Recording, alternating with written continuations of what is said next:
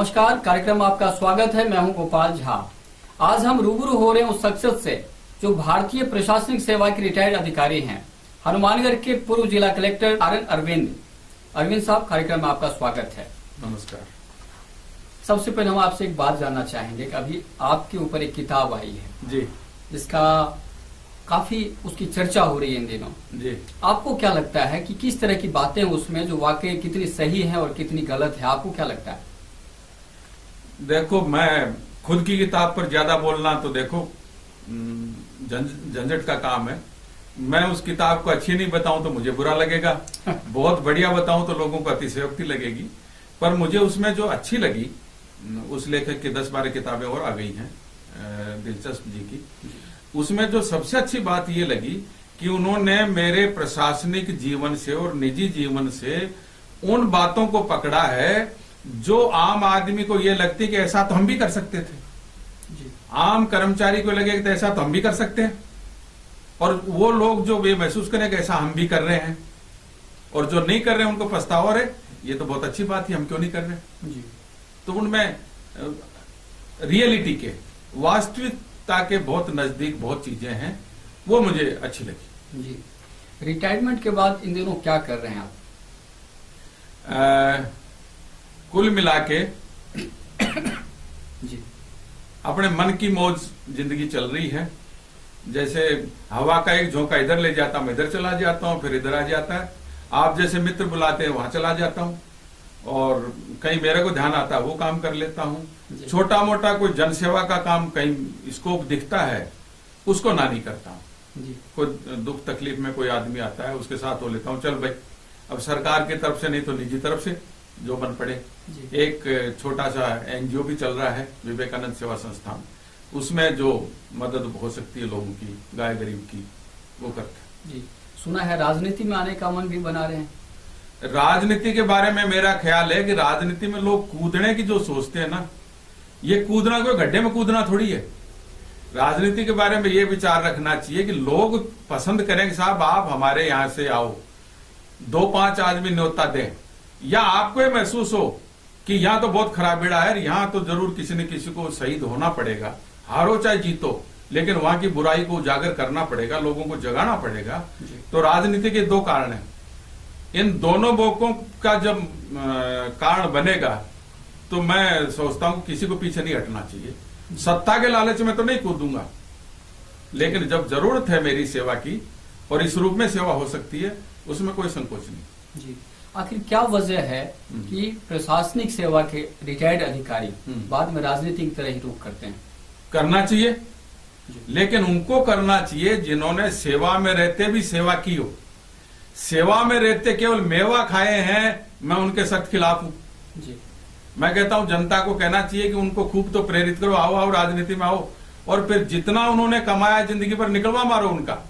जी। जो जिंदगी में लोगों से शोषण किया वो निकलवा मारो। लेकिन जिन अफसरों ने अपना नींद बेकार करके, दिन रात एक करके लोगों की अच्छी सेवा की है, अन्याय के खिलाफ लड़ाई लड़ी है, संघर्ष किया है, वो लोग अगर राजनीति में आ जाएं तो बहुत अच्छा है।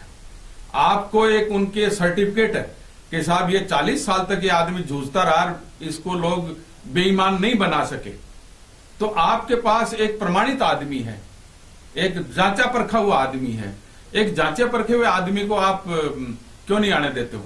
हम तो गाय भैंस लाते हैं खरीद के, तो वो जो देख के करते हैं कि भाई इस भैंस की माँ कितना दूध देती थी, इसकी दादी कितना दूध देती थी। तो एक राजनीति में भी आदमी आए, इनको परखो, देखो, उनकी पृष्ठभूमि को परखने के बाद ही कोई फैसला करें। हाँ, भावना में बह के नहीं कि एक अच्छा सा भाषण दिया, और लोग तो यहां तक कह जाते हैं कि मैंने बेईमानी करी हो तो मैंने गाय का रक्त पिया हो, लोग ऐसा ऐसा कह देते हैं, और उनकी पूरी जिंदगी बेईमानी से भरी है। इसका मतलब वो लंदन में जाके गोमांस खाते होंगे। जी। क्योंकि झूठ नहीं बोलते, सौगंध मैं ये करूं तो गोमांस खाऊं, इसका मतलब गोमांस खाते हैं वो, क्यों? भ्रष्ट तो वो है। रिटायर्ड अफसर की बात करें, खासतौर पर नेता की, तो एक विरोधाभास की स्थिति सामने आती है। हाँ। जब नौकरशाह कुर्सी पर काबिज होते हैं तो नेताओं को बड़े दूसरे हिसाब से देखते हैं, दूसरे नजरिए से देखते हैं, लेकिन वही जब रिटायर हो जाते हैं तो उनका भी मन करता है कि मुझे नेता बनना चाहिए। इस तरह के विरोधाभास क्यों है? जनरल में बात सही है जी। मैं कहूंगा 66% के साथ सही है, लेकिन मैं कहता हूं कि 1/3 के साथ सही नहीं है। 1/3 अफसर आपको ऐसे मिलेंगे जो आज भी गरीब से प्यार से मिलते हैं। अब मैं 5 जिलों में कलेक्टर रहा, आप कहीं चले जाइए, मैं आने वाले किसान को सबसे पहले मीटिंग हॉल में बैठाता था, पहले हॉल में बैठाता था, चाय पानी की पूछवाता था कि भाई पानी की पूछो, चाय की श्रद्धा हो तो बाद की बात है। और लोग आ गए तैयार होके कि कलेक्टर साहब चाय पानी की पूछते हैं, तो एडवांस में रेड क्रॉस में जमा कराते थे, लो साहब पहले खातर करो इनकी। तो ये इसमें क्या बुराई है जी। अच्छा आदमी कहीं से मिले आपको, क्यों एलर्जी हमको कि साहब राजनीति में इनको नहीं आने देंगे, बूढ़े को नहीं आने देंगे, जवान को ही आने देंगे, और अगर जवान सब बखेड़ा कर दें तो कोई उम्र नहीं किसी में नहीं है, तो इसमें क्या है क्यों जी। तो ना उम्र की सीमा हो ना जन्म का हो बंधन, क्यों यहां बंधन है? अच्छा आदमी कहीं से मिले, जब कहते हैं कि उत्तम विद्या लीजिए जब भी नीच पे हो पड़े पाउन तो ठोर पे कंचन तजिए न कोई। अच्छा आदमी कहीं से लाए, लाओ, इस राजनीति को सुधारो, कहीं से लाओ। मैं नहीं कहता आनंद अरविंद को लाओ, मेरे से अच्छे मिले उनको लाओ, मैं उनके साथ रहूंगा, उनके लगूंगा साथ। अरविंद साहब, कहा जाता है कि जो अफसर हैं इनको सत्ता में बने रहने की आदत हो जाती है, और जब वो रिटायर हो जाते हैं तो सत्ता सुख कहीं न कहीं छिन जाता है। फिर उसको हासिल करने के लिए वो जैसे लाल बत्ती, एक आईएएस अफसर को, आईपीएस अधिकारी को हमेशा लाल बत्ती में चढ़ने की आदत है, वाहन में बढ़िया बंगला मिलता है, बॉडीगार्ड वगैरह वगैरह, गनमैन, सब कुछ। तो वो जो राशि ठाट बाट है नौकरशाह का, रिटायरमेंट के बाद सब कुछ हट जाता है, तो बाद में उनको लगता है कि नहीं अब दूसरे तरीके से मैं सत्ता सुख भोगना चाहिए। ये कितना सही है? ये दो आधा तो सही है, आधा गलत है जी। ढेरों लोग हैं जो लाल बत्ती में रहने के बाद भी नए चैन से सोते हैं, नए चैन से खाते हैं। जोधपुर में बाढ़ आई थी, 15 दिन मैंने बच्चों की शक्ल नहीं देखी, दफ्तर में सोया 15 दिन, 650 आदमी बह गए थे, मैं कंट्रोल रूम का इंचार्ज था सिटी मजिस्ट्रेट, 15 दिन बच्चों की शक्ल नहीं देखी। तो वो अगर आप सेवा ऐसी करते हो तो आपको लगता दूर से लाल बत्ती का सुख है, ये तो राजनीति में आने के बाद भी सुख नहीं अगर आप सेवा के लिए आए हो तो जी।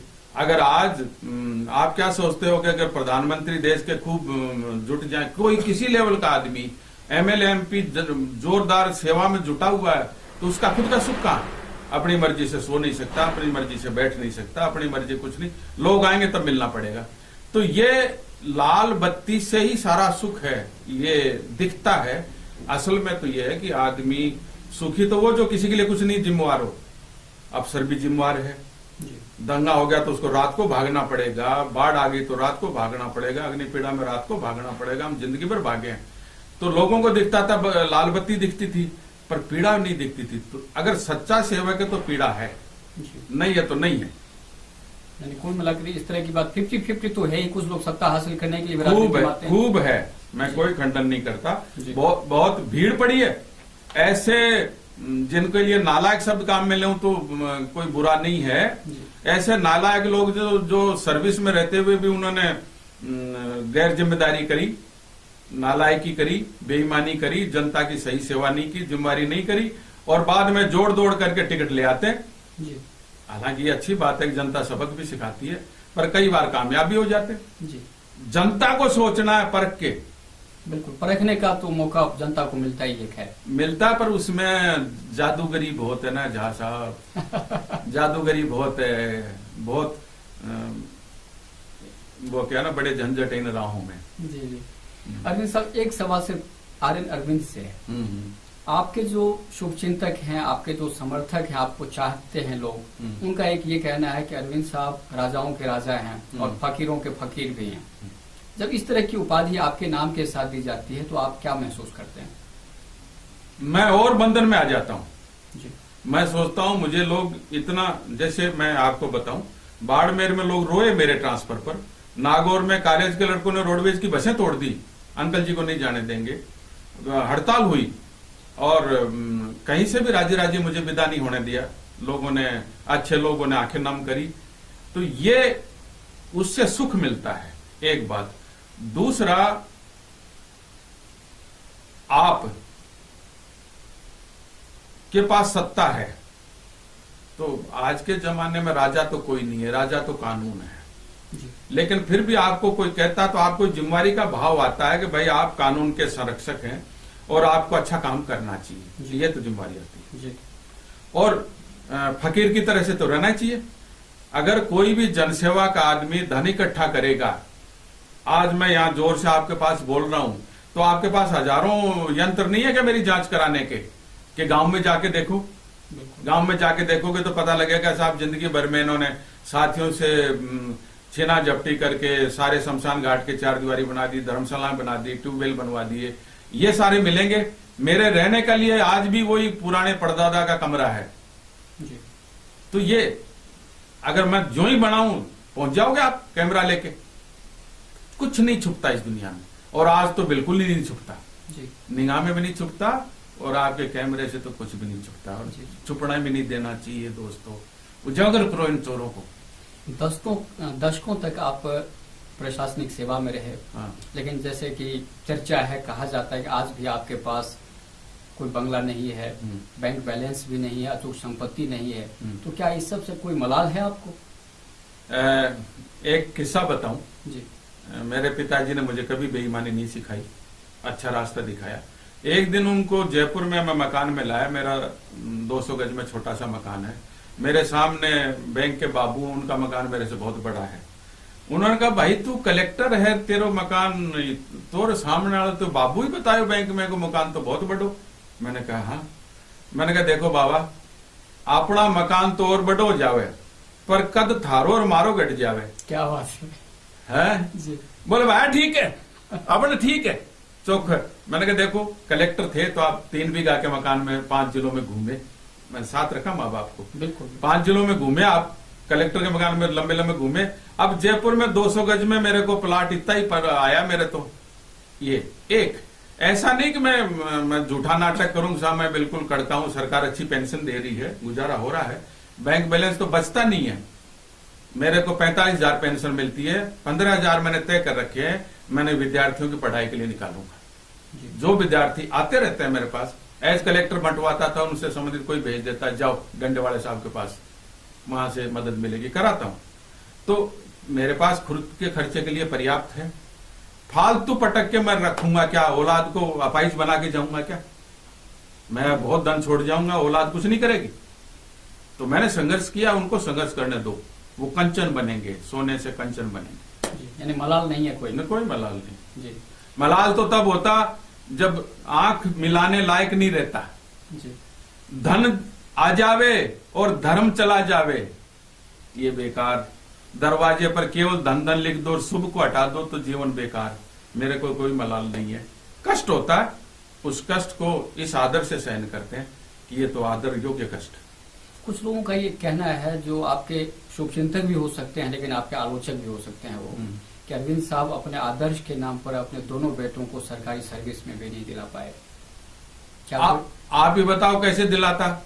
मुझे कोई पूछता दोनों बच्चे क्या कर रहे हैं, मैंने संघर्ष कर रहे हैं, काम कर रहे हैं। आपको ये सुन के मेरे बड़प्पन नहीं है इसमें। मेरे छोटे बच्चे को 2-3 जगह पता लग गया कि पापा के दोस्त हैं राजस्थान पत्रिका में, वहां एडिटर सब एडिटर की जगह थी, वो इंटरव्यू देने नहीं गए। छोटा बेटा इंटरव्यू देने नहीं गया, कहने नहीं मैं वहां सर्विस ले लूंगा। उसने डीएनए में काम किया, उसको पता लग गया किसी को, तो वो तो चाहता ही नहीं कि मैं पापा के नाम से कमा के खाऊं, मेरी मेहनत का कमा के खाऊं। जी। बड़े बेटे को ज्यादा मौका नहीं मिला, अब मैं किसका हक काट के उनको दिला दूं? तो फिर बड़ी बड़ी बातें क्यों करता रहा जिंदगी भर में कि प्रतिभाओं के साथ अन्याय नहीं हो। आरपीएससी में सेक्रेटरी था तो मैं अखबारों में बयान देता था प्रतिभाओं के साथ न्याय होना चाहिए।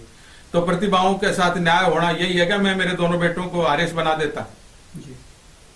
फिर मेरे सब भाषण बेकार। यानी कुल मिलाकर कोई मलाल नहीं है ना, कोई मलाल नहीं है। वो काम कर रहे हैं।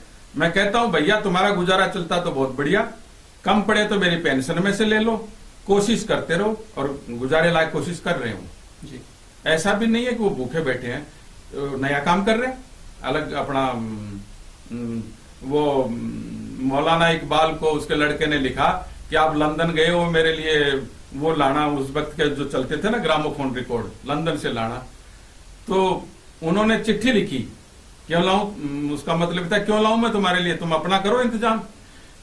तो उन्होंने कहा दया रे इश्क में अपना मकाम पैदा कर, अपनी शाम अपने सुबह शाम पैदा कर, दया रे इश्क में अपना मकाम पैदा कर। क्या बात है अरविंद साहब, इन दिनों भ्रष्टाचार शब्द काफी प्रचलन में है। हाँ। आखिर आपकी नजर में आपका जो एक लंबा प्रशासकीय अनुभव है उसके आधार पर भ्रष्टाचार को क्या मानते हैं आप, इसका मतलब क्या है? अगर सादे शब्द में कहो तो एक बीमारी है जी। एक लंदन में भिखारिन मर गई थी, उसको एक ब्रेड वाला ब्रेड मुफ्त देके जाता था, दूध वाला दूध मुफ्त देके आता था। एक दिन वो बाहर नहीं निकली तो ब्रेड देने अंदर चला गया, पता लगा वो पाउंड गिन रही है और हजारों पाउंड थे उसके पास। उसने कहा मैं तेरे को ब्रेड मुफ्त भिखारिन समझ के देता था, आज तो तेरे पास मैंने इतने नोट देख लिए, अब मैं तेरे को मुफ्त में ब्रेड नहीं दूंगा। बोले मत दे, मैं खरीदूंगी नहीं। उसका गिनीज बुक में नाम है। वो मर गई, सब ने उसको पैसे वाली समझ के मुफ्त में देना बंद कर दिया, खरीद के नहीं खाया, वो नोट पाउंड वहीं पड़े रहे जिसके हजारों लाखों। आज भी बहुत लोग हैं मर गए, सांप की तरह कुंडली मारे बैठे हैं, मर जाते हैं, उनका पैसा बर्बाद होता है। राजा भर्तृहरि ने कहा है, राजा भर्तृहरि ऐसे हुए जिन्होंने श्रृंगार शतक लिखा, वैराग्य शतक लिखा, नीति शतक लिखा। उन्होंने जीवन के सब रूप देखे, खूब विलासिता में रहे, फिर सन्यासी बने तो अपनी पत्नी को मां कह के सन्यास लिया। उन्होंने लिखा है कि धन के 3 परिणाम हैं। सबसे उत्तम है दान, मध्यम है उसको खाओ खर्च करो भोग, और फिर दोनों नहीं करोगे तो अपना आप नाश हो जाएगा उसका। जी। आपकी पीढ़ी में कोई इनको बच्चा आएगा, लगा देगा सबको पार। किसके लिए इकट्ठा कर रहे हो? बीमारी है। भ्रष्टाचार एक बीमारी है। बीमारी है, मानसिक बीमारी है। इसका इलाज क्या है फिर? इलाज है, हमारे तो शास्त्र बड़े बड़े, समाज बड़ा बड़ा। बीमारी शुरू हो गई है जी। इलाज शुरू हो गया। आज हम सब कितना भी बड़ा बड़ा आदमी हो उसको हम सम्मान से नहीं देखते अगर वो भ्रष्ट है। शुरू नहीं, लाइलाज हो चुका है। लाइलाज नहीं होगा, निराशा भाव मत रखो जी। आज सबसे बड़ी बात यह है कि एक आम आदमी मुंह फेर देता है कि भ्रष्ट नेता से, भ्रष्ट अफसर से। आम आदमी मुंह फेर लेता है। पहले महज इसलिए नमस्ते करते थे, कलेक्टर साहब नमस्ते नमस्ते। आज बहुत लोग समझ लेने कलेक्टर हुआ तो क्या ये बेईमान है, नमस्ते नहीं करेंगे, दिल से नहीं करेंगे। और वो बात समाज में जब ये आ गया कि भ्रष्टाचार को सम्मान नहीं मिलेगा, ये खत्म होकर मानेगा। जी।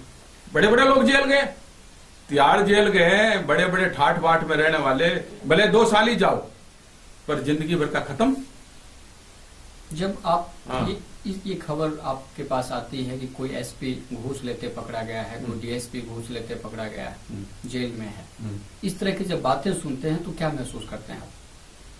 मैं एकदम से ये नहीं सोचता कि भाई इससे एकदम से सब सुधर जाएगा, लेकिन मैं कहता हूं जब बड़े लोग पकड़े जाते हैं तो एक अच्छी शुरुआत होती है। जी।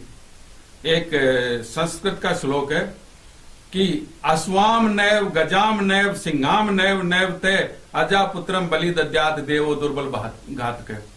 घोड़े की बलि नहीं लगती, हाथी की बलि नहीं लगती, सिंह की बलि नहीं लगती, बेचारे बकरी के बच्चे की बलि लगती है। तो गरीब मारा जाता है। और गरीब छोटे छोटे कर्मचारी जब पकड़े जाते थे, मुझे पहली बार नोटिस आया कि साहब ये आपका ग्राम सेवक जो है इसके बारे में रिपोर्ट भेजो लोकायुक्त को। तो हमने सस्पेंड कर रखा था उसको। मैंने कलेक्टर साहब, मैं एसडीएम था सन 74 की बात है, मैंने कलेक्टर साहब को कहा साहब लोकायुक्त को यही काम पड़ा है क्या? मंत्रियों की जांच करने के लिए बनाया गया और पटवारियों के पीछे पड़ गया। हाथी मारने के लिए पकड़ा था, बकरियां पकड़ने लग गया। मुझे बुरा लगा। कलेक्टर साहब ने कहा चल रिपोर्ट तो भेजनी, अपने को कर्तव्य करना है, पर अपन ये नीति बना लेते हैं कि अपन 2 बदमाश को पकड़ना तो सबसे पहले बड़े वाले को पकड़ो। भ्रष्टाचार ऊपर से नीचे उतरता है, ग्रेविटी से आता है, साइंस का नियम है। ऊपर के अफसर, ऊपर के नेता भ्रष्ट नहीं होते, वहां भ्रष्टाचार सबसे कम होता है। भ्रष्टाचार नीचे से चपरासी से नहीं ऊपर चढ़ता। कलेक्टर भ्रष्ट है तो पूरा जिला भ्रष्ट है जी। और एमपी भ्रष्ट है तो पूरा क्षेत्र भ्रष्ट है, मंत्री भ्रष्ट है तो पूरा विभाग भ्रष्ट है। लेकिन मंत्री ईमानदार है तो हर आदमी नीचे का विभाग में पैसा लेते हुए डरेगा। तो कुल मिला के अच्छी शुरुआत हो रही है। जब एसपी जेल जा रहे हैं, घूसखोर अफसर जब जेल जाने लगे हैं, तो कुल मिला के अच्छा माहौल बनने लगा है। अच्छा माहौल है जी। बड़े लोग जो पकड़े जाते हैं तो छोटों को भी डर बैठेगा कि भाई इनकी खैर नहीं तो हमारी भी खैर नहीं। जी, आप बतौर जिला कलेक्टर गाय और गरीबों के मसीहा के रूप में जाने जाते थे, कैसा लगता था जब इस तरह की बातें आपके लिए होती थी? तो मैं चिंतित हो जाता था कि मैं 4 आने सेवा कर रहा हूं और ₹1.25 की क्रेडिट मिल रही है, तो मैं और सोचता था और जुटो। क्यों? देखो, गाय आज विज्ञान ने साबित कर दिया है कि परमाणु हमले जब होंगे तो गोबर से लिपे हुए घर वाले लोग सुरक्षित रहेंगे जी। उसमें परमाणु असर नहीं करेगा गोबर में। अमेरिका में लोगों ने अपने घर के ऊपर 2-2 मीटर का गोबर का वो कवर करा दिया है। गाय ऐसा प्राणी है जिसका जो गोबर निकालती है, मूत्र करती है, सारा दवा है। तो आप देवता के रूप में मत मानो उसको, पर एक विलक्षण जीव तो मानो जिसकी हर चीज दवा है, आपके लिए अमृत है। आप इसी तरह उसको आप दूध नहीं देती, दुधकार रहे हो। कल आपके बच्चे आपको घर से बाहर इसलिए फेंकेंगे कि आप उपयोगी नहीं रहे। पेंशनर हो तो बच्चे सोचते हैं कि एटीएम है, पड़ा रहने दो, डोकरे को जिंदा रखो। और पेंशन नहीं लाता, कमाई नहीं करता, तो अरे जल्दी मरे डोकरा, पटको इसको। तो इसलिए, और दूसरा, राज की सबसे ज्यादा जरूरत गरीब को है। राज जो है, आज ताकतवर को राज की जरूरत नहीं, वो लठे तो अपना आप ही फैसला कर लेता है। गांव में डरा लेता है लोगों को, दूर दराज क्षेत्र में डरा लेता है। गरीब को संरक्षण की जरूरत है। गरीब के पास पैसा भी नहीं है कि वो थाना तहसील को मोल ले सके। गरीब आदमी को सबसे ज्यादा जरूरत है मदद की। राज होना ही चाहिए गरीब के लिए, संरक्षण होना ही चाहिए सबसे। यानी एज ए कलेक्टर आपने गाय और गरीबों की जो सेवा की, उससे आप बिल्कुल सुकून महसूस कर रहे हैं। हाँ। संतुष्टि का अनुभव हो रहा है आपको? मैं चाहता था और ज्यादा करना चाहिए था जी, लेकिन मुझे इस दिशा में जो भी करता है अच्छा लगता है। मैंने किया, मुझे अच्छा लगा। मैं अमीरों की सेवा में रहता, आज मुझे ग्लानि होती। मरते वक्त पछताता मैं। अब मैं मरते वक्त ये सोचेगा कि ऊपर मुझे जवाब मांगेगा कोई, अगर ऐसी व्यवस्था हुई तो मैं बोलूंगा हाँ ये किया मैंने जी। इसका सब एक बहुत एक अजीब सवाल है आपके कि जब आप 45 साल पहले सरकारी सेवा में आए थे, उस समय और आज जब आप देख रहे हैं, दोनों के लोगों में क्या मानसिकता में अंतर है? उस समय ये मान के चलिए, हम में पूरे समाज में गिरावट आई है जी। पूरी मिट्टी खराब हुई है, कुएं में भांग पड़ी है। ऐसा नहीं कि एक सरकारी अफसर ही खराब हुआ है, हर क्षेत्र में गिरावट आई है। चरित्र की गिरावट हर क्षेत्र में आई है। आप अखबारों में पढ़ते क्या क्या आ रहा है? 5-5 साल के बच्चों के साथ दुराचार हो रहा है। बच्चियों को पेट में मार रहे हैं लोग। पहले डरते थे, राम से डरते थे, राज से डरते थे, समाज से डरते थे। आज तीनों से नहीं डर रहे। भगवान को मानते नहीं, राज जेब में है और समाज बाहर निकाल दे तो क्या डर है, जगह छोड़ के चले जाते हैं। तो ये हमारे तीनों में तीनों सत्ताएं कमजोर हुई हैं। राम कमजोर हुआ, राज कमजोर हुआ। राम मीन्स धर्म, राज और समाज तीनों कमजोर हुए हैं, तो व्यक्ति जो है ज्यादा लापरवाह हुआ है जी। प्रशासन के पहले, प्रशासन को लेकर खास तौर पर लोगों का रुख पहले कैसा होता है? पहले लोग में एक तो ये विश्वास ज्यादा था। जैसे जागीरदारी प्रथा में विश्वास नहीं था कि भाई यहां तो जाति होगी। फिर आजादी आई तो उम्मीद बंधी। उम्मीद के मुताबिक बहुत लोगों ने काम किया, जैसे सरदार पटेल, लाल बहादुर शास्त्री। इन्होंने देश में जो धारणाएं फैलाई, क्या फैलाई, आशावाद का संचार हुआ। सरदार भगत सिंह के जो बलिदान था, उसका युवकों में उत्साह आया कि हम आजाद हो गए हैं, उनका बलिदान सफल हुआ। उस कई सालों तक उसका अच्छा असर रहा। धीरे धीरे हमने उनको याद करना ही छोड़ दिया। आज आप देखो, हम केवल एक ही परिवार को याद कर रहे हैं, नेहरू परिवार ही सब कुछ किया। अरे उनको तो देखो जो नींव के पत्थर थे। स्वामी विवेकानंद को हम कितना याद करते हैं, भगत सिंह को कितना याद करते हैं, सुखदेव राजगुरु को कितना, नेताजी सुभाष को कितना याद करते हैं, क्यों शास्त्री लाल बहादुर शास्त्री को कितना याद करते हैं, लौह पुरुष सरदार पटेल को कितना याद करते हैं। साल में एक दिन कोई विज्ञापन आ जाता है कि साहब उनकी जयंती। उनके नाम पर कॉलोनी नहीं, उनके नाम पर रास्ते नहीं, क्या हो रहा है? मैं कहता हूं, मैंने लुधियाना में रेल में एक चीज पढ़ी थी, मुझे बहुत अच्छी लगी कि उनमें शहीदों की तस्वीरें लगा रखी थी और लिखा था, तुम्हें बुलाकर भी हम जिंदा हैं, अमर शहीदों हम शर्मिंदा है। क्या बात है।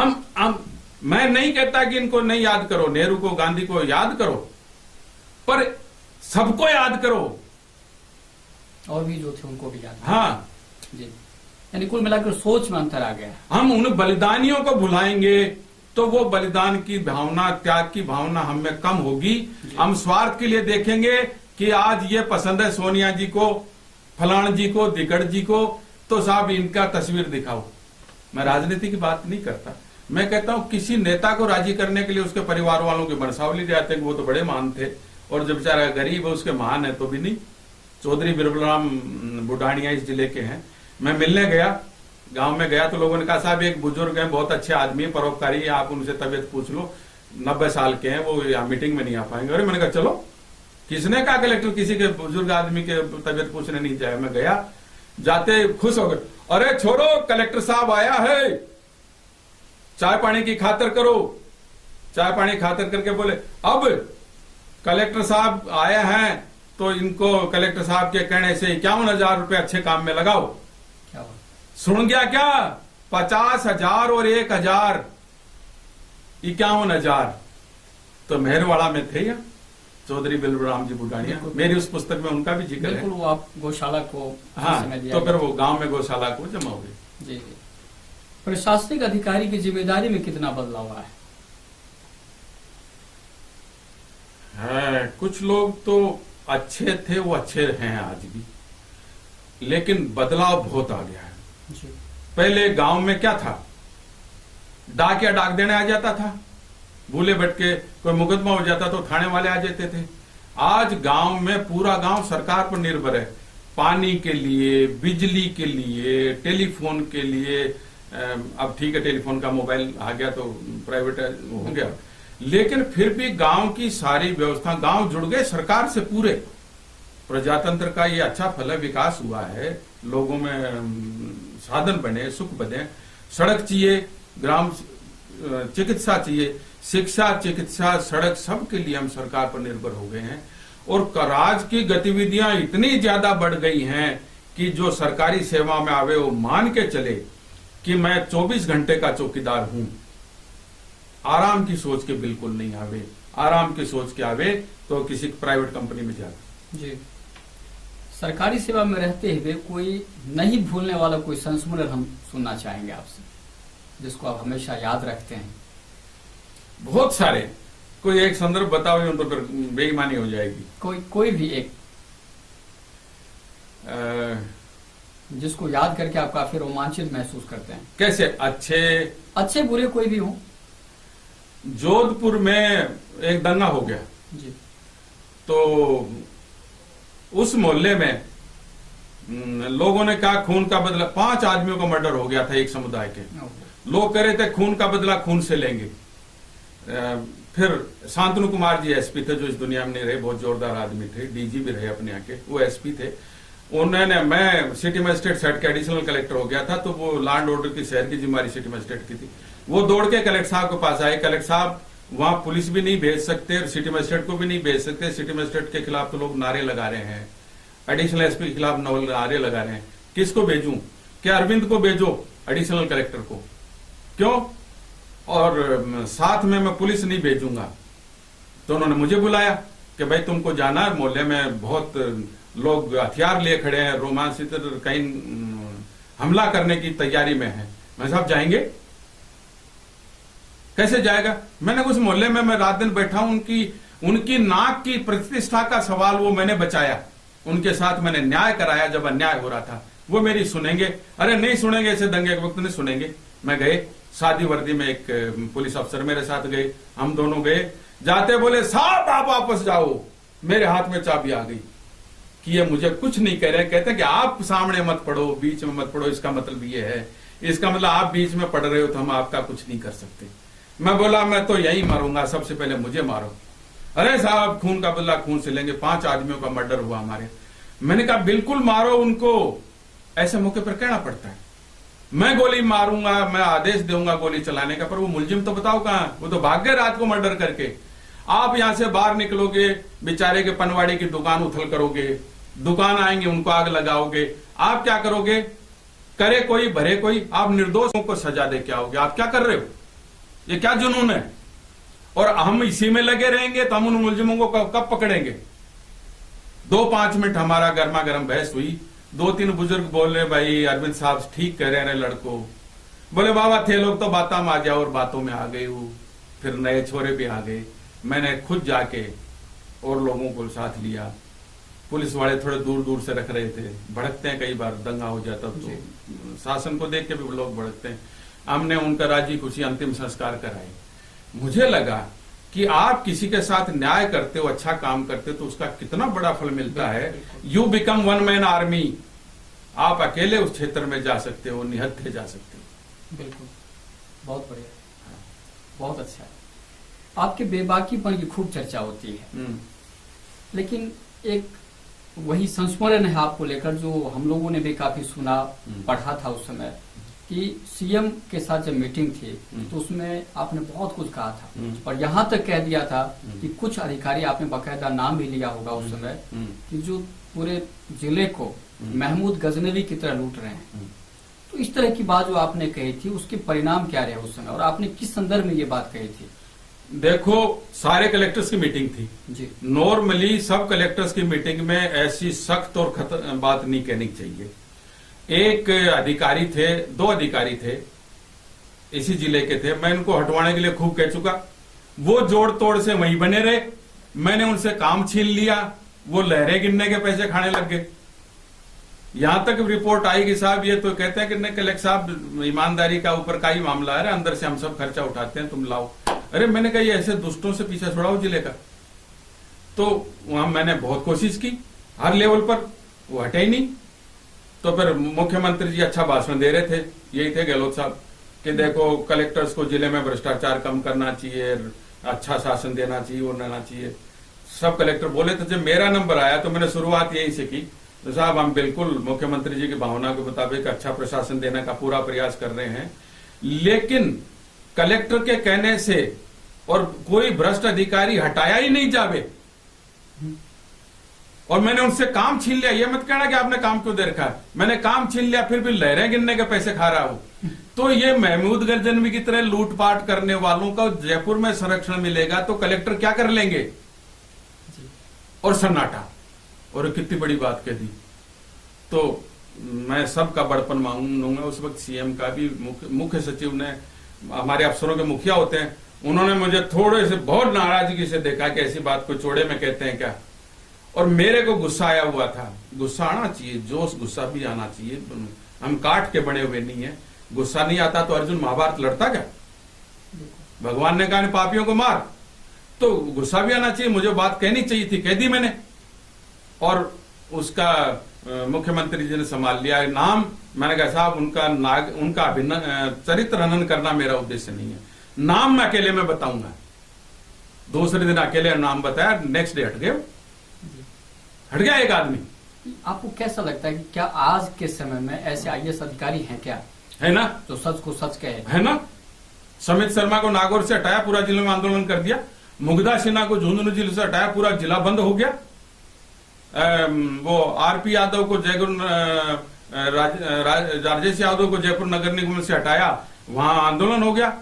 आपके जेसी मोहंती पहले कुछ सालों पहले कलेक्टर थे, जहां से हटाते थे लोग कहते थे साहब बहुत जोरदार कलेक्टर जेसी मोहंती। रणजीत सिंह गठाड़ा को जहां हटाते थे आंदोलन हो जाते थे। अपने बहुत पहले नौर में एसडीओ थे, वहां से हटाया, आंदोलन हो गया। अच्छे हर जमाने आज भी हैं, ये ताजा उदाहरण है। 2000 में मेरे पक्ष में नागौर बंद हुआ, उसके बाद 2010 में नहीं 2011 में नागौर बंद हुआ समित शर्मा के लिए। जनता वही है, जनता की अच्छाई कभी कम नहीं होगी। अच्छे आदमियों के साथ अच्छे लोग रहेंगे। तो ये मैं नहीं कह सकता कि साहब पुराने लोग अच्छे थे, उन्होंने देखो मेरे पक्ष में आंदोलन कर दिया। समित शर्मा के तो 2 साल पहले कर दिया, 1.5 साल पहले किया। एक चीज और हम जानना चाहेंगे आपसे, हाँ। कि बतौर जिला कलेक्टर, और बिल्कुल आपको याद है आप हनुमानगढ़ के जिला कलेक्टर थे, आपने तत्कालीन संभागीय आयुक्त के साथ मीटिंग करने से मना कर दिया था। आखिर क्या माजरा क्या था, क्या वजह थी वो? देखो, असहयोग आंदोलन गांधी बाबा सिखा के गए, जहां जरूरत पड़ती मैं इसको काम में लेता था। वो मीटिंग में क्या बुला के पटवारियों की लिस्ट देते थे कि ये बदली कर दो और ये कर दो, दूसरों को पहले, मेरे से पहले। जब मैंने उनके देसी भाषा में कहूं, उनके माजने में जान गया था कि क्या चाहते हैं वो, निजी स्वार्थ, बेईमानी, हेरा फेरी, गिरावट। मैं उनको खराब शब्द क्यों कहूं उनकी पीठ पीछे, पर उनमें बहुत गिरावट थी। आईएएस लायक वो आदमी नहीं थे। तो मैंने सोचा इस आदमी की मीटिंग में क्या जाना, इसके सामने क्या बैठना। अरविंद सर्विस में रहे नहीं रहे, इसकी मीटिंग में तो नहीं जाएंगे। अरे इतनी गिरावट आ गई क्या? सर्विस के दांव लगा पर, सर्विस को दांव में लगा के भी काम करो तो मजा है। तो हमने नहीं गया मैं मीटिंग में। उन्होंने बार बार नोटिस आते, बार बार शिकायत आई, मीटिंग में नहीं आते, मैं नहीं गया। फिर जयपुर में चीफ सेक्रेटरी ने कहा तू मीटिंग में नहीं जाता। मैंने साहब मीटिंग लायक आदमी तो हो, किसके पास जाएं, मत जाते ही बदबू आती है। वो बोला तू कैसे कैसे बातें करता। मैं साहब सुधारो, उसको हटाओ, अच्छा आदमी लगा। मेरा और मेरे से बड़ा अफसर, कलेक्टर से बड़ा, कलेक्टर को दुनिया अच्छा अफसर मानती है, बड़ा मानती है, जिले का मुखिया मानती है। कलेक्टर से, मुखिया से ऊपर का बड़ा, और उसका इतना गिरावट हो तो लोगों में क्या संदेश जाएगा। नहीं गया मीटिंग में, और मेरी निभ गई ईश्वर की कृपा से, जनता के समर्थन से, और सरकार में बैठे अच्छे लोगों की सद्भावना से। कह रहा ऐसे इस बेईमान आदमी के अरविंद नहीं गया। तो जब आप इस तरह की बातें करते थे, इस तरह का आपका काम का तरीका ही कुछ अलग ही रहा हमेशा। हाँ। तो इससे कोई परेशानी नहीं हुई क्या? होती थी जी, परेशानी खूब होती थी। लेकिन एक मैं आपको ये भेद खोलता हूं कि बेईमान भ्रष्ट आदमी अंदर से बहुत कमजोर होते हैं। मैं डरता नहीं था कि मेरे तो बाबा जी की झोली में जेवड़े हैं, गिन लो। घर में गुद्दड़ बिस्तर बहुत बार वो भ्रष्टाचार निरोधक विभाग को पीछे लगाते थे मेरे, कह रहे यार इसको रगड़ो अरविंद को। गांव में कई बार जाके आए कि इसकी क्या प्रॉपर्टी है, कि साहब इसके तो दादा की बनाई हुई है जो ही है। तो झक मार के आ जाते थे, मेरा बैंक बैलेंस ढूंढते रहते थे। ढूंढो, आप कमजोरी पालो ही नहीं, पेट बड़ा बढ़ाओ नहीं तो अंगुली कौन देगा। अंगुली देते अंगुली टूटे ऐसा बदन बनाओ। हाँ, मैं नहीं कहता, मैं किस्मत वाला था, बहुत से ईमानदार आदमी, many a flower blossom seen. बहुत से लोग ऐसे भी हैं जिनके विचारों के अच्छे रास्ते चले भी दुर्घटना हुई, 100 में से एक के साथ हो जाती है। तो गांधी जी ने कहा सच कहने वाले को भी सावधान रहना चाहिए। बिल्कुल, मैं सावधान रहता था कि मैं इस बुराई से लड़के चल रहा हूं तो मुझे सावधान रहना चाहिए। मैं गांव जाता था, गाड़ी की लॉग बुक प्राइवेट लिखता था, सरकार को सूचित भेजता था, खजाने में पैसा जमा कराता था कि भाई सरकार क्रेडिट से पैसा जमा कराओ। हर महीने टेलीफोन का बिल, कि भाई टेलीफोन का बिल 10,000 का आया, पीए साहब 1,000 रुपए का बिल मेरा प्राइवेट जमा करा दो। क्यों? 10 फोन में घर वालों को भी करता हूं, रिश्तेदारों को भी करता हूं, गिनती नहीं होती पर अंदाज से जमा करा दो। तो सावधानी रखनी पड़ती। जी अरविंद साहब, जब प्रशासनिक अधिकारी जब काम करते हैं तो एक बहुत पुरानी बात है और आजकल बहुत ज्यादा चर्चा में है ये बात, उनको पॉलिटिकल प्रेशर का बहुत सामना करना पड़ता है, राजनीतिक दबाव बहुत होता है अधिकारियों को, चाहे वो आईएएस हो, आईपीएस हो या छोटे अधिकारी हो, कोई भी हो। आप कितना इत्तेफाक रखते हैं इन बातों से? जिस लेखक ने मेरे पर किताब लिखी है वो सन 75 से मेरा पीछा कर रहा है और उसने ऐसे कई वाक्य लिखे हैं कि राजनीतिक दबाव खूब आए फिर भी मैं कैसे निकला, कई हवाले दिए उसने। इसे कहते हैं प्रशासन, दीपक पब्लिशर से जयपुर से छपी है। तो दबाव तो आएंगे। देखो, राजनीति में अच्छे आदमियों की कमी नहीं है। मैं कहता हूं जितना प्रतिशत समाज में अच्छा है उतना ही अफसर उतना प्रतिशत अच्छा है। 1/3 लोग सब जगह अच्छे मिलेंगे, 2-5% बहुत जोरदार अच्छे मिलेंगे, लेकिन 1/3 खराब मिलेंगे और 1/3 मौका देख के अच्छे खराब बनते रहते हैं। ऊपर के अफसर खराब तो वो खराब, ऊपर के अफसर अच्छे तो अरे साहब ईमानदारी अच्छी बात है। और अफसर का भी ईमान होता है कि साहब ईमानदारी में क्या पड़ा, लाओ साहब घी लाऊं, तेल लाऊं कि आपके लिए क्या लाऊं। मेरे घर में गाय है साहब, मैं घी लाता हूँ गाय का घी, उसके घर में बकरी नहीं है और अपने अफसर को 10 किलो गाय का घी ला के दे रहा बाजार से खरीद के। तो ऊपर बेईमान तो सब खाका बेईमान। तो इसलिए ये सब वातावरण से सब बनता है, यानी पॉलिटिकल प्रेशर का से जूझना ही पड़ता है। पॉलिटिकल प्रेशर आएंगे। राजनीति में भी 1/3 लोग खराब हैं लेकिन 1/3 लोग अच्छे भी हैं। जब जब खराब लोगों ने मुझे नाजायज दबाव दिया, अच्छे लोग अपने आप मेरे साथ हो गए। मैंने मेरे उस किताब में बहुतों का दिया, जैसे शोपत सिंह जी के खिलाफ हमने मुकदमा दर्ज कराया नागौर में, ऐसे राजनीतिक आंदोलन था। मैं यहाँ हनुमानगढ़ आया, हमारी वहां कुछ तनातनी भी हो गई थी। मेरे से बोले कलेक्टर साहब चाय पीने आता हूं, आ जाओ। आए, बोलो देखो जी कलेक्टर साहब, नागौर में तो हमने आपसे झगड़ा किया था। अब हमने झगड़े के बाद मेरे सारे कामरेडों ने कहा ये कलेक्टर तो बहुत अच्छा है, इससे झगड़ा क्यों करते हो आप? तो मेरे आदमी आपके प्रशंसक हैं, आप मौज से राज करो, मेरे कामरेड आपको हनुमानगढ़ में कभी तकलीफ नहीं देंगे। और आपको याद करिए, मेरे वक्त में कामरेडों का कोई आंदोलन नहीं हुआ। शोपत सिंह जी चुपके से मुझे कह देते थे, राजेंद्र चौधरी उनके लड़के हैं, उनके मार्फत समाचार पहुंचा देते थे। और डोकरे ने बड़ी शान रखी, मैं उनको आदर से याद करता हूं। उन्होंने मेरे को कोई तकलीफ नहीं आने दी। अभी उदाहरण है ना सामने आपके, वो खूब आंदोलन करते थे। मेरे वक्त में कहा आप तो खुद ही गरीबों का काम करते हो, हम क्यों आंदोलन करें? जी।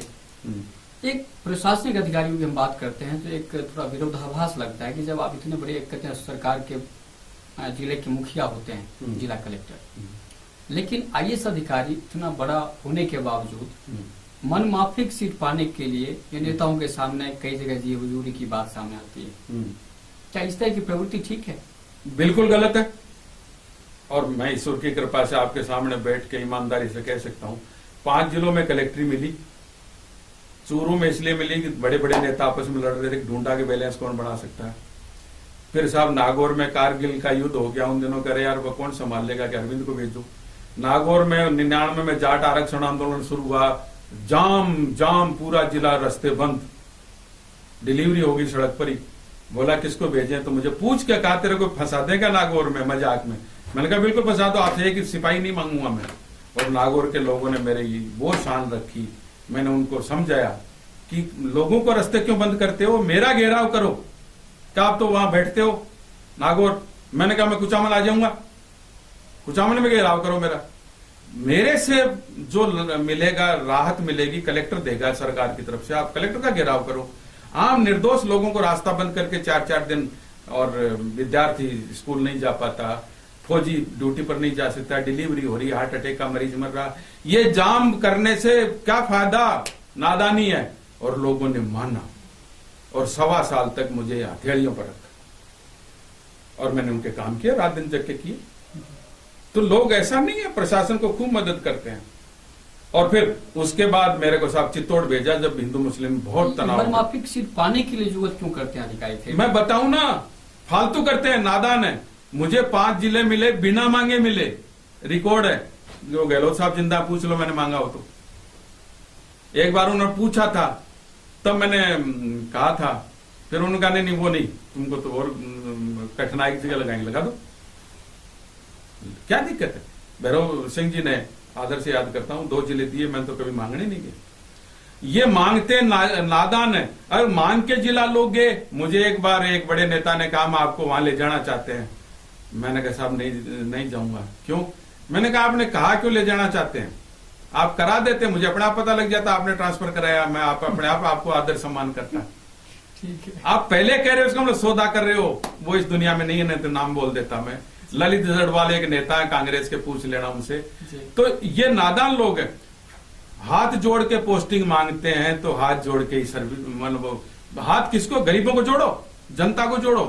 पर वो फिर उन्हीं के, वो जनता के सेवक नहीं रहेंगे, उन्हीं नेताओं के सेवक बन के काम करते हैं जो उनको पोस्टिंग दिलाते हैं। जी।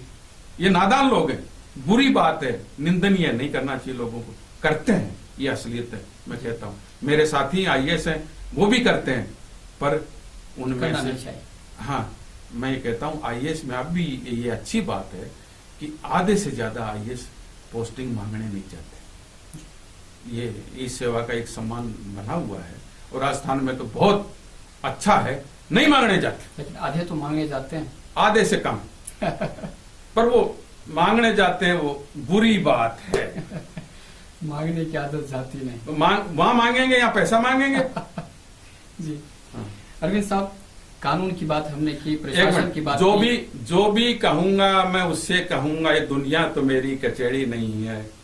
जी। समझ गया? बिल्कुल। अपने गिरेबां में झांके फिर देखे, ऐसा यहाँ कोई हर कोई शहरी नहीं है। क्या बात है, बिल्कुल, बहुत बढ़िया। तो गिरेबां में झांके आदमी की मैं मांग के पोस्टिंग ले रहा हूं, मैं क्या न्याय करूंगा? बिल्कुल, ये बिल्कुल दूसरी बात हम करना चाहेंगे अब, क्योंकि हमने कानून, राजनीति की बात कर ली, प्रशासन की बात कर ली। एक आखिरी जो है प्रशासन को लेकर सवाल है कि आप एज ए जिला कलेक्टर नवाचारों की बात करते थे, आपने खूब सारे प्रयोग भी किए, तो क्या जिला कलेक्टर को, जिला प्रशासन को नवाचारों की तरफ भी रुख करना चाहिए? बिल्कुल करना चाहिए। दुनिया रोज बदल रही है, दुनिया की समस्याएं बदल रही हैं। आज दादा को टीवी में रामायण लगाना नहीं आता, वो पोते के कहता बेटा वो रामायण लगा दे, गुरबाणी लगा दे। पोता सोचता दादा को कुछ नहीं आता। तो इस वातावरण में पोता दादा का कहना मानेगा क्या? जरूरत है दादा पोते को समझाने कि ये टीवी चलाना नहीं आता दादा को, पर बेटा इसमें अनुभव बहुत है। और दादा को समझाने की जरूरत है, देखो आपको टीवी चलाना नहीं आता तो पोते से सीखो। दादा के अनुभव और पोते के नए जमाने के ज्ञान दोनों का समन्वय जरूरी है। मैं नवाचार इसलिए करता था कि मैंने देखा कि समाज में समस्याओं का जड़ क्या है, जड़ क्या है, सामाजिक बुराइयां उत्पन्न कहां से होती हैं, उन बुराइयों को नष्ट करने के लिए अभियान चलाऊं। जैसे मैंने सास बहू की रस्साकसी चलाता था कि भाई सास बहू क्यों लड़ रही है, दहेज के खिलाफ अभियान के लिए मैं शपथ दिलाता था, बच्चों को कॉलेज में जाके भाषण देता था। ये सब चीजें इनको करना चाहिए। दादा पोता दौड़ कराता था, दादी पोती सम्मेलन कराते, बाड़मेर में थोक में बाल विवाह कम हो गए। पहले दिन तो दादी कहती है जचे की जो करांगे शादी मारे, और 3 दिन के नेहरू युग केंद्र के सम्मेलन के बाद दादी बोलती रहे बारे ये तो टाबरा को जीवन ही खराब कर रहा है। ना बाबा ना, टाबर सियाणा हो जाओ जब शादी करा। तो इनका अब बाल विवाह किया, बच्चे ने बड़ा होकर मना कर दिया, मैं तो इमाम लड़ लाऊंगा। हो गया ना झगड़ा, अपराध हो गया शुरू। उसने तलाक दिया पहली पत्नी से, घर में झगड़ा हो गया, रिश्तेदारों में दहेज के मुकदमे हो गए। बुराई कहां से आती है? बुराई यहीं से उपजती है। अभी आपने एक तलाक की बात की है। आमतौर पर देखा जा रहा है कि 30-30 साल वैवाहिक जीवन गुजारने के बाद लोग तलाक ले लेते हैं। इस तरह की प्रवृत्ति समाज में क्यों पनप रही है? आप जिला प्रशासक रहे हैं, जिला कलेक्टर रहे हैं, और कलेक्टर के पास भी इस तरह के मामले खूब आते हैं। क्या वजह क्या मानते हैं आप? देखो, जीवन सुखमय बनाने के लिए ये जरूरी है कि जिसके साथ आप रह रहे हैं मन से रहें जी। और कोशिश ये करें कि कुछ रंग उसका ले, कुछ रंग अपना दे। लाली तेरे लाल की जित देखूं तित लाल, लाली देखने में गई मैं भी हो गई लाल। तो जो कन्हैया के आप ऐसे लाल बनते हो, तो आदमी पुरुष को चाहिए कि पत्नी की अच्छाइयां भी ग्रहण करे, पत्नी के मान सम्मान की भी रक्षा करे, ध्यान रखे, अपना अहंकार नहीं रखे। पत्नी की भी जिम्मेवारी है कि पति को भी सार्वजनिक तौर से अपमानित नहीं करे। 2 मेहमान आगे जरा खाना बनाना जी, बर्तन बजाने लग जाए कि मेरे सब्जी नहीं है घर में, समझदार पत्नी करेगी पापड़ की बना के रख देगी, लो पापड़ हो जाएगी, सब्जी बन गई साहब, लो साहब जिमो साहब, पता ही नहीं चला। तो इसके लिए एक बहुत बड़े शायर हुए हैं, मशहूर शायर रविंद्र कृष्ण मजबूर, अजमेर में 2 साल पहले डेथ हुई, बहुत महान शायर है, उनकी कई किताबें हैं। उन्होंने मियाँ बीबी के लिए लिखा है, चाहे दोस्त के लिखा है एक रंग मतलब एक जैसा स्वभाव, एक जैसा आदत, एक रंग तो दोनों संग, 2 रंग तो दोनों तंग, दोनों तंग तो नित नई जंग, ना कोई रंग ना कोई ढंग। तो एक रंग तो बनना पड़ेगा। आपको परिवार में रह रहे हैं, आपको पति पत्नी है, तो एक दूसरे का थोड़ा नजदीक आना पड़ेगा, कुछ रंग उसका लेना पड़ेगा, कुछ रंग अपना देना पड़ेगा, और दोनों को कुल मिला के, दोनों की एंटीथेसिस को मिला के सिंथेसिस बनाना पड़ेगा। कुल मिला के ईगो प्रॉब्लम जो है उसको दूर, सब चीज सामंजस्य बनाने की जरूरत है। ईगो भी नहीं, मैं जैसे भांजे भतीजे को पढ़ाई के लिए खर्चा दे रहा हूं, पत्नी कहेगी नहीं क्यों दे रहे हो, पत्नी कमाती है तो पति को कहेगी कि मेरा क्यों उजाड़ रहे हो। देखना पड़ेगा कि मेरे पति का मन है कि ये भांजे भतीजों को भी साथ पढ़ावे और बच्चों को भी साथ पढ़ावे, उसको भी मन बड़ा करना पड़ेगा। पत्नी खर्च कर रही है पियर वालों के लिए, तो पति को भी मन बड़ा करना कर देना। दिल बड़ा करने की जरूरत है। एक रंग तब बनेंगे जब दिल बड़ा करेंगे तो दूसरा समाएगा। जी। एक बच्चे, खास तौर पर युवा वर्ग की बात करें, किशोर वर्ग की बात करें, तो आत्महत्या की जो प्रवृत्ति है बहुत ज्यादा बढ़ी है। पूरे राजस्थान की बात करें, देश की बात करें, तो जो आंकड़े बता रहे हैं काफी चिंताजनक स्थिति है। आखिर जो यंग है, जिसको जीने की, जब अब जीने का समय आने वाला होता है, तभी वो आत्महत्या कर लेता है। इस तरह की प्रवृत्ति क्यों पनप रही है? ये प्रवृत्ति पनप रही है दो तीन कारणों से। एक तो ये कि माँ बाप कटते जा रहे हैं बच्चों से। पहले माँ बाप साथ ही रहते थे, गांव में साथ ही रहते, संयुक्त परिवार में खेती बाड़ी, अब बिखर गए हैं, बच्चा कहीं है, माँ बाप कहीं है। एक तो बिखराव आ गया। दूसरा, माँ बाप वो समझ नहीं रखते जो बच्चों में आ गई। हमको जिसको बिल्कुल टाबर समझ रहे हैं वो पता नहीं बहुत आगे समझने लग गया है। बच्ची को हम टाबर ही समझ रहे हो, पता नहीं क्या क्या समझ रही है। तो अच्छा बुरा जो है, माँ बाप को कोशिश करनी चाहिए, माँ को ज्यादा, कि बच्चों से हमराज रहे। देखे बच्चे कुछ छुपा छुपी की बात कर रहे हैं मोबाइल पर, तो तुरंत निगाह रखे, पूछे बेटा अच्छी बुरी जो है मुझे बता दे। मेरे बच्चे बड़े होने लगे, मैंने उनको, जो बड़ा होता गया बच्चा, उसको कहा बेटा देख, अच्छा बुरा है ये कोई बताया नहीं जा सकता, पर मैं तेरे को कहता हूं जो चीज तेरे को छुपानी पड़ेगी ना हमसे, वो तो बुरी है, और जो तू हमको बता देगा वो चीज अच्छी है। तो बच्चों को हमराज बनाओ, उनकी निगाह रखो। केवल अच्छा घी खिलाना, दूध पिलाना ही पर्याप्त नहीं है, उनके विचारों को भी पनपाओ, निगाह रखो कि ये बच्चा क्या कर रहा है, बच्चा किधर जा रहा है।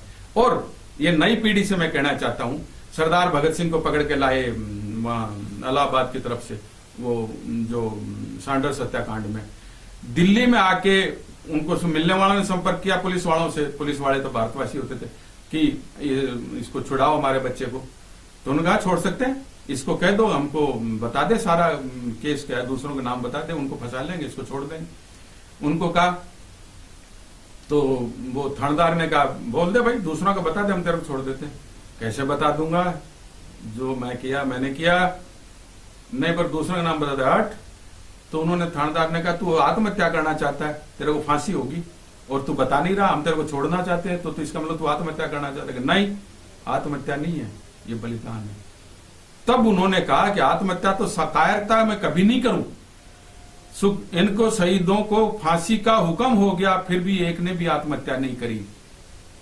50-50, 60-60 दिन की इन्होंने भूख हड़ताल भी करी, पर आत्महत्या नहीं करी। क्यों?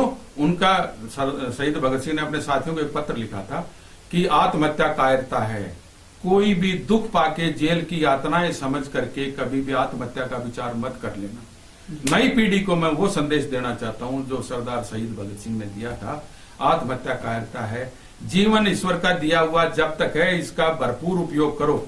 उन्होंने कहा ये रोशनी मुझे भगवान ने दी है, मैं ज्यादा से ज्यादा जग में फैलाना चाहता हूं, अंतिम सांस तक फैलाना चाहता हूं, अपनी जान खुद नहीं लूंगा। जी अरविंद साहब, काफी हमने चर्चा की, चूंकि अभी एक ईश्वर का नाम लिया आपने, हम जानना चाहेंगे कि आपकी नजर में ईश्वर क्या है, कौन है, कहाँ है?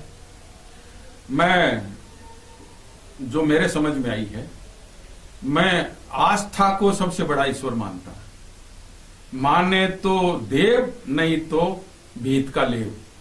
हम बहुत बार माँ बाप को ईश्वर मान लेते हैं, वहीं से हमको ताकत मिलती है। किसी पीपल को पूजने लग जाते हैं, वहीं से हमको ताकत मिलती है। आज तक भगवान को किसी ने देखा तो नहीं। आस्था, स्वामी विवेकानंद ने कहा, उन्होंने क्या कहा कि ईश्वर कौन है, तो रामकृष्ण परमहंस ने कहा तुम मुझे ईश्वर का रूप ही दिख रहे हो। तो उन्होंने फिर एक परिभाषा दी कि मैं उस ईश्वर को पूजता हूं जिसको ब्रह्मवश अज्ञानी लोग इंसान के नाम से जानते। तो बहुत ईश्वर बसता है अपने मेरे बीच में। मैं जिस दिन सोचूंगा कि झा का बुरा करना है, वायरलेस झा के पास चला जाएगा कि अरविंद साहब की नियत में खोट आ गया। कौन बताता है ये क्या कॉमन चीज है आपके और मेरे बीच में? कोई चीज है जो आप में भी है और मेरे में भी है। समुद्र के बूंद है अपन सब, तो वो एक बूंद खारी है, उतनी 1000 लाख बूंद खारी है। वो अंश है सब में, और वो अंश को मैं दार्शनिक रूप में इतना कहने के बजाय कहूंगा कि आस्था को मैं सबसे बड़ा मानता हूं। आस्था अंधविश्वास नहीं, और सबसे बड़ा स्वामी विवेकानंद का कि हर मानव में ईश्वर का वास है। उसको धर्म में जोड़ के, जाति में तोड़ के, उसको मरोड़ के मत करो, घृणा मत करो, सबको, मानव को प्यार करो। एक मैं चीज और इसमें जोड़ना चाहूं मेरी तरफ से, कन्या बेटियां हैं, रोज अखबार में आता है उसने बेटे ने बाप को मारा, भाई ने भाई को मारा, भूले भटके ही कभी सुनोगे बेटी ने बाप को मारा। अरे तो बाप बेटियों को क्यों मार रहा है? क्यों मार रहा है? बाप की इच्छा के बिना पत्नी थोड़ी मार रही है उसको। क्यों उसको ले जाता है कि डॉक्टर साहब बताओ पेट में लड़का की लड़की? अरे ईश्वर की देन है, आपकी किस्मत। फिर अपने समाज में तो कहावत है, जिसके ज्यादा लड़कियां वही धनवान। देख लो कैसे है, तो इसका साइंटिफिक चीज है, तर्कयुक्त चीज है। ज्यादा लड़कियां जिस घर में होती हैं वो आदमी जिम्मेवार हो जाता है। मेरे को इतनी बेटियों का हाथ पीड़ा करने हैं, वो जिम्मेवारी से चलने लग जाता है। 4 लड़के ही लड़के हो गए, अपने आप लफंडर, अपने आप ही मस्त रहेंगे, मैं तो दारू पीऊंगा, मस्त रहूंगा। तो इसलिए बेटियां ज्यादा होती हैं, आदमी समृद्ध रहता है, सुखी भी रहता है। क्यों मारो इन बेटियों को? पूजनीय है, तीनों देवियां हैं। आप कार्यक्रम में आए, आपका बहुत बहुत धन्यवाद।